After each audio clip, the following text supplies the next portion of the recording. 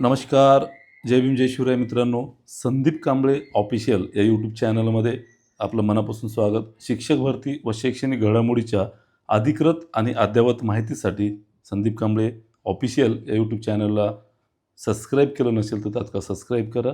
जेणेकरून कुठलाही उमेदवार या शिक्षक भरतीपासून वंचित राहणार नाही आणि जास्तीत जास्त उमेदवारांपर्यंत ही जी अधिकृत आणि अद्ययावत असलेली माहिती आहे ते जास्तीत जास्त उमेदवारांपर्यंत पोहोचेल. जेणेकरून हा व्हिडिओचा जो काही लिंक आहे त्यांच्यापर्यंत शेअर करा. आता हा व्हिडिओ अतिशय महत्त्वाचा आहे. या व्हिडिओच्या माध्यमातून तुम्हा सगळ्यांच्या मनामध्ये असलेल्या प्रश्नांची जी काही उत्तरं आहेत ती मिळणार आहेत. काल वरिष्ठ अधिकारी वर्गांशी चर्चा केली असता काही गोष्टी समोर आलेल्या आहेत त्या तुम्हाला अपडेट ठेवण्याच्या कारणाने किंवा तुमचे अनेक प्रश्न विचारणारे कॉल्स येतात आणि मेसेज येतात. या सगळ्या गोष्टीचा त्या ठिकाणी तुमच्यापर्यंत जो काही अपडेट्स आहे त्या गोष्टी तुमच्यापर्यंत येणं काळाची गरज असल्याकारणाने आपण सतत जे आहे शिक्षक भरतीच्या अनुषंगाने अपडेट्स या व्हिडिओच्या माध्यमातून यूट्यूबच्या माध्यमातून तुमच्या सगळ्यापर्यंत करतो. आणि नक्कीच तुम्हा सगळ्यांना ज्या गोष्टीची प्रतीक्षा लागलेली आहे नक्कीच मला पण आणि तमाम 1,70,000 भावी शिक्षकांना केवळ आणि केवळ एकाच गोष्टीची चाहूल लागली आहे, ती म्हणजे जाहिराती कधी येतील. या अनुषंगाने जाहिराती ज्या काही द्यायच्या होत्या त्या आस्थापनांना आता टॅब बंद केलेला आहे शिक्षण आयुक्त कार्यालयाच्या मार्फत. आणि अनेकांचे प्रश्न असतात की सर आमच्या कास्टला किती जागा आहेत, संबंधित आमचा संवर्ग आहे, मला इतके मार्क्स आहेत आणि आमच्या प्रवर्गाची जागा किती. अनेकांनी विचारतं सर आमच्या माध्यमाच्या जागा किती, सर आमच्या विषयाच्या जागा किती. असे विविध जे प्रश्न आहेत ना, सर आमच्या इयत्तेच्या जागा किती, असे वेगळे प्रश्न जे आहेत मग इंग्रजी माध्यम असो, हिंदी असो, मराठी असो, उर्दू असो, कन्नड असो, तेलुगू असो, अनेक माध्यमांची मुलं विचारतात सर आमच्या माध्यमाला किती जागा आल्यात. अनेक इयत्ताची मुलं विचारतात सर 9वी 10वीची जागा किती आल्यात, 6वी 8वीची जागा किती आल्यात, सोशल माध्यमची किती आल्यात, त्याच्यामध्ये 1 ते 5ची जागा किती आल्यात. अनेकांनी म्हणतात sir ST SC OBC SC BC SBC EWS अनेक प्रवर्गाची सुद्धा मुलं विचारतात सर आमच्या कास्टला किती जागा आल्यात, सर भूकंपग्रस्त किती आहे, समांतरची किती जागा आल्यात, या प्रवर्गाच्या जागा किती आल्यात. तर मित्रांनो हे मुद्दाम मी तुम्हाला तुमचेच प्रश्न सांगतोय आणि तुम्हाला त्याची उत्तर द्यायची आहेत. म्हणून काल जेव्हा वरिष्ठ अधिकारी वर्गांशी चर्चा केली तेव्हा ज्या जाहिरातीचा टॅब बंद झाला आहे त्याच्या दुसऱ्या दिवसापासून अधिकारी वर्ग हेच काउंटिंग करत आहे. जे तुमच्या मनात आलेले प्रश्न आहेत ना तेच आलेल्या जागा व्हेरीफाय करत आहेत. तुमच्या प्रवर्गाला जागा किती, कास्टला किती, तुमच्या माध्यमाला किती, तुमच्या इयत्तेच्या किती जागा, या सगळ्या गोष्टीचं कॅल्क्युलेशन जे आहे, व्हेरिफिकेशन जे आहे जाहिरातीचं, त्या ठिकाणी काम जे आहे ते प्रगतीपथावर आहे. गेल्या 4 दिवसापासून NICमध्ये वरिष्ठ अधिकारी त्या ठिकाणी आहेत. आयुक्त कार्यालयामध्ये कुठलेही अधिकारी तुम्हाला भेटत नाही आहेत. कारण त्याचं कारणच ते आहे की या जागेच्या बाबतीत जे आहे ते व्हेरिफिकेशन सुरू आहे. जेणेकरून लवकरात लवकर हे व्हेरिफिकेशन संपेल, चुकीची जाहिरात येणार नाही याची खातरजमा जी आहे ती केली जाते. चुकीची जाहिरात असेल तर ती रद्द केली जाऊ शकते वैयक्तिक लॉग इनवरून. सोबतच काही ज्या आस्थापनाचे कोर्ट केसेस आहेत ते सुद्धा 1 वर्षासाठी जाहिराती रद्द केल्या जाऊ शकतात. या सगळ्या गोष्टीचं विथ इंटरव्ह्यू आणि विदाऊट इंटरव्ह्यू या दोन्ही जागा ज्या आहेत जाहिराती अपलोड झालेल्या त्या चेकआउट केल्या जात आहेत आणि त्याचं व्हेरिफिकेशन जे आहे ते साधारणतः गेल्या 3-4 दिवसापासून सुरू आहे. कुठल्याही क्षणी, मी म्हणतो कुठल्याही क्षणी हे व्हेरिफिकेशन संपू शकते. आता काल जेव्हा चर्चा झाली तेव्हा लक्षात आलं की त्यावर कामच सुरू होतं. साधारणतः हे काम करत असताना त्रुटी आल्या तर जास्तीत जास्त 2-4 दिवस लागतील असाही एक सुतवाच होता. पण जर त्रुटी नाही आली, त्रुट्या नाही आल्या तर कुठल्याही क्षणी त्या जाहिराती व्हेरीफाय होऊ शकतात आणि बुलेटिनच्या माध्यमातून तुम्हा सगळ्यांना त्या जाहिरातीच्या बाबतीत पुढील प्रोसेसच्या बाबतीत जी आहे ती सूचना येऊ शकतात. मग आता पुढची प्रोसेस काय आहे? जाहिराती येण्याच्या अगोदर व्हेरिफिकेशन झाल्यावर मग जे कोणता कालावधी लागेल तो. मात्र तुम्हाला एक निश्चित सांगतो, ज्या दिवशी जाहिराती येणार आहेत त्याच्या आदल्या दिवशी नक्की तुम्हाला सांगेल की उद्या जाहिराती येणार आहेत. किंवा मग जर ज्या दिवशी जाहिराती येतील त्या दिवशी मी तुम्हाला नक्की सांगेल त्या दिवशी जाहिराती येतील. पण अंतिम टप्प्यात या सगळ्या गोष्टी झाल्या कारणाने नक्कीच त्याच्यावर मूर्त रूप जे आहे ते लवकरच येऊ शकते, एवढंच निश्चित तुम्हाला सांगू शकतो मी सध्याच्या स्थितीला. मात्र या जाहिराती येण्याच्या पूर्वी तुम्हाला नक्की सांगेल. पण याच्या पुढची प्रोसेस काय आहे? जाहिराती येणं असू द्या, प्राधान्यक्रम देणं असू द्या, प्राधान्यक्रम लॉक करणं असू द्या, त्यानंतर त्याची निवड यादी जाहीर होण्यासाठी किती कालावधी लागतो, मग त्याचा डी-व्ही होण्यासाठी किती कालावधी लागतो, मग त्याच्यामध्ये मार्क्स जे आहेत ते किती मार्क्सपर्यंत मेरिट्स येईल. ह्या सगळ्या गोष्टी ज्या आहेत ना, तुम्हाला या व्हिडिओच्या माध्यमातून एक पूर्व जी काही ज्याला आपण प्री त्याचा शेड्यूल म्हणूया, तशा पद्धतीने मी निश्चितपणे तुम्हाला सांगतोय. तत्पूर्वी या सगळ्या जाहिरातीच्या आल्याच्या नंतर त्याचे प्राधान्यक्रम अतिशय महत्त्वाचे आहेत. आणि प्राधान्यक्रम तुम्ही प्रचंड अभ्यास करून चांगले मार्क्स मिळवलेत, तरीही प्राधान्यक्रम नोंदवताना तुम्हाला अडचणी नक्की जाणार आहेत. त्या अडचणी कोणत्या जाणार आहेत? मी तुम्हाला पूर्वीही सांगितले, अजून एकदा सांगतो. मुळामध्ये हे प्राधान्यक्रम जे आहेत ते मर्यादित का झाले? तर 20 ऑगस्ट 2024 रोजी तत्कालीन शिक्षण आयोग यांच्या अध्यक्षतेखाली शिक्षकांच्या बदल्या न करता किंवा शिक्षकांच्या बदल्या होऊ नये आणि जो शिक्षक ज्या शाळेवर आहे तो तिथेच राहावा, जेणेकरून विद्यार्थ्यांचं शैक्षणिक नुकसान होऊ नये. कारण शाळेमध्ये शिकवणारा शिक्षक एखादा विद्यार्थी पहिल्या वर्गात असेल आणि तो 10वीपर्यंतची शाळा असेल आणि त्याला तोच शिक्षक राहिला, तर विद्यार्थ्यांची आवड जी आहे 10 वर्षापर्यंत शिक्षक त्याच विद्यार्थ्याला राहिला, तर त्या विद्यार्थ्यांची आवड जी आहे शिक्षणाची ती चांगली होऊ शकते, अभिरुची निर्माण होऊ शकते. बऱ्याच तुम्ही उदाहरणं व्हिडिओच्या माध्यमातून बघितलं असेल. एखाद्या शाळेचा शिक्षक सेवानिवृत्त होतो किंवा बदली होते दुसऱ्या शाळेला, तेव्हा विद्यार्थी किंवा गाव न गाव त्यांच्या पाठीमागे रडत येताना दिसते. कारण का? त्याचा अर्थच तो आहे की तो विद्यार्थी प्रिय शिक्षक असतो आणि तो शिक्षक तिथेच राहावा. या दृष्टिकोनातून 20 ऑगस्ट 2024ला जो काही एक समिती गठीत केली होती, त्याचा अहवाल म्हणजेच ही विभागीय भरती प्रक्रिया किंवा हे जिल्हानिहाय शिक्षक भरती आहे. त्या समितीचा अहवाल काय होता? प्रश्न काय होते? कशासाठी गठीत केली ती? शिक्षक भरती आगामी विभागीय किंवा जिल्हास्तरीय करता येईल का? याचा अभ्यास करून समितीने अहवाल करायचा होता. आणि त्या समितीने जो अहवाल दिला तो म्हणजेच जिल्हानिहाय, अघोषित जिल्हानिहाय शिक्षक भरती करण्याचा. म्हणजे अघोषित जिल्हानिहाय म्हणजे कशी? तर ही अघोषित जिल्हानिहाय म्हणजे मर्यादित प्राधान्यक्रम. म्हणजे प्रत्येक जिल्ह्यातला मेरिट्स जे आहे ना, तुम्हाला किती मार्क्स असू द्या, प्रत्येक जिल्ह्याचं मेरिट हे वेगळं असेल का? तर तुमचे मर्यादित प्राधान्यक्रम त्याला कारणीभूत आहेत.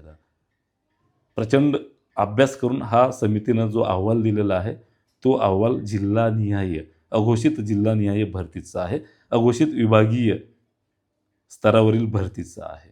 त्यामुळं मर्यादित प्राधान्यक्रम आलेले आहेत. आता हे मर्यादित प्राधान्यक्रम नोंदवताना तुमचे सगळ्यात अगोदर तारेवरची कसरत ही आहे की तुम्ही स्वप्रमाणित भरताना योग्य भरले की नाही. तुम्ही माध्यम जर चुकलात ना, तुम्ही उभ्या आयुष्यातून या शिक्षक भरतीतून मुकणार. कारण त्या माध्यमावरच तुम्हाला तुमचे प्राधान्यक्रम येतील. प्राधान्यक्रम येत असताना जर तुम्ही ते प्राधान्यक्रम योग्य की अयोग्य हे ओळखलात, तरच तुम्ही मर्यादित असणारे प्राधान्यक्रम योग्य नोंदवू शकता. त्याच्यामध्ये तुम्ही 1 ते 12ला पात्र असाल तर अजून तारेवरची कसरत आहे. तुम्ही मागासवर्गीय प्रवर्गातून असाल आणि खुल्या गटामध्ये पात्र असाल तर अजून तारेवरची कसरत आहे. तुम्ही 6 ते 8ला असाल तर तिथं तर कॉमन रोस्टरचा विषय येतो. तिथे अजून सायन्स मॅथला तिथे अजून डेंजर आहे. तुम्ही टी-ई-टी, सी-टी-टी असला तर 6 ते 8पर्यंत पात्र आहात. तिथे अजून चॅलेंजिंग आहे. त्याच्यामध्ये तुम्ही जर याच्यामध्ये मुलाखतीसहमध्ये प्राधान्यक्रम नोंदवत इच्छित असणार तर तिथे तर सांगूच नका. 50च प्राधान्यक्रम आहेत मर्यादित. तुम्ही समांतर आरक्षणामध्ये येत असाल तर ही तर खतरनाक म्हणजे खतरनाक म्हणतो मी, तारेवरची कसरत आहे. कारण तिथली पदं आपली आहेत की नाही समांतर आरक्षणाची ही आपल्याला माहिती पाहिजे. तरच तिथले प्राधान्यक्रम आपण नोंदवू शकतो. आणि तिथे प्राधान्यक्रम 50 नोंदवल्याच्या नंतर केवळ 3 प्राधान्यक्रमला तुम्ही रिकमेंडेड होणार. आणि तिन्ही रिकमेंडेड झालेले प्राधान्यक्रम चुकले तर तुम्ही भरतीतून बाद होणार. हे सगळं झाल्यावर बी 1 बिंदू 1 पद 1 भरती असल्याकारणाने तुम्ही लागल्याच्या नंतर या भरतीतून बाद होणार. त्यामुळं तुमचं प्राधान्यक्रम नोंदवणे अतिशय गरजेचं आहे योग्य पद्धतीनं. म्हणून मार्गदर्शकांच्या नियंत्रणाखाली तुम्ही आलेले प्राधान्यक्रम तपासा. त्यांच्याच नियंत्रणाखाली, त्यांच्या मार्गदर्शनाखालीच ते प्राधान्यक्रम नोंदवा. नक्की तुम्हाला या भरतीमध्ये संधी उपलब्ध होईल. आता हे सांगण्याचं तात्पर्य काय मित्रांनो, कारण काय? आणि हे समुपदेशन जो कोर्स चालू केला आहे त्याची लिंक जी आहे ते कमेंटच्या सेक्शनमध्ये पहिली लिंक अशी कमेंट असेल जी पिन केली असेल त्याच्यावर लिंक असेल, तिथे जाऊन तुम्ही समुपदेशन कोर्स जॉईन करू शकता आणि तुम्हाला तुमची शैक्षणिक पात्रतेनुसार तुम्हाला तुमच्या स्वप्रमाणित अर्जाच्या पात्रतेनुसार उपलब्ध असलेल्या जागा त्यानुसार वैयक्तिक काउन्सिलिंग त्या ठिकाणी, वैयक्तिक मार्गदर्शन, वैयक्तिक प्राधान्यक्रम कसे नोंदवायचे अशी मार्गदर्शन त्या ठिकाणी बॅचमध्ये केली जाते. त्यामुळं निश्चितपणे तात्काळ ती जॉईन करून घ्या. नक्की तुम्हाला त्याचा फायदा होईल. आता हे का सांगतो तुम्हाला, तर हे जी आयुक्तांची समिती नेमली होती ना, त्याचा अहवाल म्हणजे ही भरती प्रक्रिया आहे. त्याच्याही समोर जाऊन ही अघोषित जिल्हानिहाय भरती आहे. ज्यामुळे तुमच्या बदल्या होणार नाहीत. तुम्ही तिथेच राहणार. विद्यार्थ्यांचा सर्वांगीण विकास होईल. कारण शिक्षक हा विद्यार्थी प्रिय असल्याकारणाने विद्यार्थ्यांना तोच शिक्षक आपण ती शाळा सोडेपर्यंत असल्याकारणाने अभिरुची निर्माण होईल. सर्वांगीण विकास होईल. शिक्षणामध्ये गोडी निर्माण होईल. नक्कीच शिक्षक ज्या भाषेतून, बोलीभाषेतून शिकवतोय, विद्यार्थ्यांना ती बोलीभाषा समजेल. म्हणून विद्यार्थ्यांचा विकास, वाढ होण्यासाठी, विद्यार्थ्यांचा सर्वांगीण विकास होण्यासाठी नक्कीच या गोष्टी अनुकूल आहेत. म्हणून मित्रांनो, ही भरती प्रक्रिया जी आहे ती अघोषित जिल्हानिहाय आहे. त्याच्यामध्ये टिकायचं असेल तर योग्य प्राधान्यक्रम तेवढेच गरजेचे आहेत. मग पुढची टेंटिव्ह काय असेल भरती प्रक्रियेचा? तर पुढचा टेंटिव्ह जो आहे तो असा असेल मित्रांनो, की पुढच्या एक 2-4 दिवस आपण गृहीत धरू. बुलेटिन आज जरी आलं तर 2-4 दिवसामध्ये त्याच्या प्राधान्यक्रम व्हायला सुरुवात होईल आणि प्राधान्यक्रम नोंदवायला साधारणतः 1,70,000 उमेदवार प्राधान्यक्रम जनरेट करून लॉक करेपर्यंत त्याची मुदत असेल. साधारणतः 10 दिवसाचा तो कालावधी असेल. त्याच्यानंतर प्राधान्यक्रम लॉक केलं की आपने किस्मत का ताला खुल जाए शिमशिम अशा टाईपचा प्रकारे ते प्राधान्यक्रम नोंदवल्याच्या नंतर, लॉक केल्याच्या नंतर साधारणतः कमीत कमी 25 ते 20 दिवसामध्ये त्याची मेरिट लिस्ट लागू शकते. मात्र त्याच्यात काही त्रुटी आल्या तर पुन्हा अजून 15-20 दिवस जाऊ शकतात. पुन्हा त्याच्यामध्ये जर अजून त्रुटी आल्या तर पुन्हा 15 दिवस जाऊ शकतात. म्हणजे साधारणतः कमीत कमी 20 दिवसामध्ये लिस्ट लागू शकते. त्रुट्या जर आल्या तर त्याच्यामध्ये साधारणतः जी पद असतात, तुमचं माध्यम, संवर्ग, विषय, घटक या निहाय ती पदाची जी काही निवड यादी आहे ती जाहीर करायची असते. त्याच्यामध्ये जर त्रुट्या आल्या तर ही भरती प्रक्रिया, निवड यादी प्रक्रिया 20 दिवसाच्या ऐवजी 1-1.5 महिन्याची होऊ शकते. 1.5 महिन्याच्या ऐवजी 2 महिन्याची होऊ शकते. साधारणतः 45 ते 50 दिवसाच्या पेक्षा अधिक कालावधी जो आहे तो लागू शकत नाही. कमीत कमी 20 दिवसामध्ये मेरिट लिस्ट लागू शकते. तात्काळ त्याच्यानंतर 10 दिवसाच्या मध्ये तुमचा डी-व्ही सुरू होतो. त्यानंतर तात्काळ डी-व्ही झाल्या तुम्हाला नियुक्त्या जी आहे ते साधारणतः मिळू शकतात. म्हणजे जर समजा 1.5 ते 2 महिने लागले कालावधी, तर सप्टेंबर जाईल, ऑक्टोबर ते नोव्हेंबरच्या आसपास, एंडिंग ऑक्टोबर ते नोव्हेंबरच्या सुरुवातीला तुम्हाला नियुक्त्या शाळेमध्ये मिळू शकतात. जर सरकारच्या मनात आलं दिवाळी आहे, दिवाळीच्या सुट्ट्याच्या नंतर घ्यावं, तर होऊ शकते नोव्हेंबरच्या एंडिंगलाही तुम्हाला नियुक्त्या मिळू शकतात. हे पॉसिबिलिटी कमी आहे, पण तुम्हाला ऑक्टोबरच्या एंडिंगपर्यंत बी नियुक्त्या शाळेवर मिळू शकतात मित्रांनो. त्यामुळं ही नियुक्ती मिळवायची असेल तुम्हाला, सगळ्यात महत्त्वाचं तुमचं प्राधान्यक्रम योग्य नोंदवणं काळाची गरज आहे. मग त्याच्यानंतर त्याची वेटिंग लिस्ट लागेल. वेटिंग लिस्ट शिक्षक भरतीमध्ये लागत नाही, मात्र कन्व्हर्जन ज्याला राऊंड म्हणूया ती लागेल. याच मार्कावर लागेल. जिथंपर्यंत मेरिट आलं आहे त्याच्यापेक्षा अजून मेरिट खाली येईल. त्याच्यानंतर सेकंड फेज होईल. जिथंपासून कन्व्हर्जन राऊंड आला त्याच्यापेक्षा मेरिट कमी होईल. म्हणजे या भरतीवर कमीत कमी हे ते जवळजवळ 22 ते 24,000 पदं जवळजवळ आत्ता या भरतीमध्ये आलेली आहेत. सोबतच पुढच्या राऊंडमध्ये सुद्धा 20-22,000 म्हणजे 45,000पर्यंत या मार्कावर जागा उपलब्ध होऊ शकतील. त्यामुळे मोठ्या प्रमाणामध्ये तुम्हाला संधी आहे. योग्य प्राधान्यक्रम नोंदवणे काळाची गरज आहे. नक्कीच हे नोंदवण्यासाठी अभ्यासू आणि योग्य मार्गदर्शकांना निवडा. मी म्हणत नाही माझ्याच मार्गदर्शनाखाली तुम्ही निवडा, मात्र तुम्ही कोणीही मार्गदर्शक निवडा, पण तुम्ही मार्गदर्शनाखाली या गोष्टी करा मित्रांनो, तरच तुमचं नक्की तुम्हाला फायदा होईल. अजून या भरतीवर जे काही अन्नत्याग उपोषण सुरू आहे आयुक्त कार्यालयाच्या समोर, त्याचा परिणाम होईल का असं म्हणणं आहे. तर मित्रांनो, या आंदोलनाला मी फुल सपोर्ट करतो. कारण गेल्या 1 वर्षापासून शिक्षण मंत्री म्हणतात, आले तेव्हा, शिक्षण मंत्री झाले तेव्हा, आम्ही कला क्रीडांच्या जागा या भरतीमध्ये भरणार आहोत. मग भरणार आहोत तर भरायच्या वेळेवर तुम्ही त्यांच्या सेवा शर्ती का ठरवल्या नाही? त्यांचंही एजबार होण्याच्या उंबरठ्यावर आहेत ना, त्यांचंही वय निघून जाते ना. आज नाही झालं तर मग कधी? तर या गोष्टी होत असल्याकारणाने त्यांनी जे उपोषणाचं हत्यार सुरू केलेलं आहे, नक्कीच उपोषण करू नये. मी या तत्त्वाचा आहे. कारण मी स्वतः 11 दिवस हंगर स्ट्राईक केलं. मला माहिती आहे उपोषण केल्यावर काय होते. तुम्हाला कदाचित माहिती नसेल. 1 घंटा उपाशी राहून बघा, कळेल तुम्हाला उपोषण करावे की नाही. त्यामुळे या उपोषणाचं मी तर त्यांना विनंती करतो, लवकरच जे आहे ते या आंदोलनाला मी भेट देणार आहे. त्यामुळं नक्कीच जास्त काही परिणाम होणार नाही, पण एखादी 2-4 दिवस इकडे-तिकडे, कारण अंतिम टप्प्यात सेवा शर्ती त्या ठरणाऱ्याच्या आहेत. त्यामुळे ते झाल्या-झाल्या किंवा कारण तिथे अधिकारी वर्ग मला तरी जिथपर्यंत मला माहिती आहे तिथपर्यंत वरिष्ठ अधिकारी वर्ग सध्या सुट्टीवर आहेत. काही अधिकारी वर्ग जे आहेत एन-आय-सीमध्ये काम करतोय. त्यामुळं हे आंदोलन जे आहे ते लवकर त्यांना यश यावं आणि थांबावं, जेणेकरून शिक्षक भरती प्रक्रिया लवकर पुढे जाईल. याचा अर्थ असा नाही की त्यांच्या आंदोलनामुळं स्थगित होते किंवा लेट होते. बिलकुल नाही. 2-4 दिवस फरक पडतो, पण आंदोलनामुळं भरती प्रक्रियेवर काही परिणाम पडणार नाही. पण त्यांचेही अधिकार आहेत.